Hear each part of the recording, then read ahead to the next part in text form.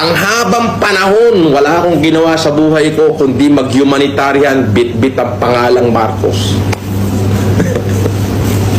Ngayon, nahihirapan ako ipagtanggol ka. Grabe. Di ba? Parang ang hirap ipagtanggol, no? Parang nahihirapan lang ako. Bro, yun.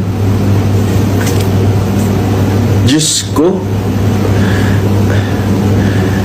Baka naman yung mga nagre-report sa'yo, Mr. President, hindi ka binibigyan ng tunay na report.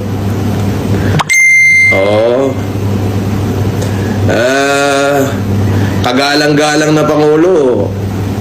Yung pumasok sa KOJC, actually, hindi ho usapin dito yung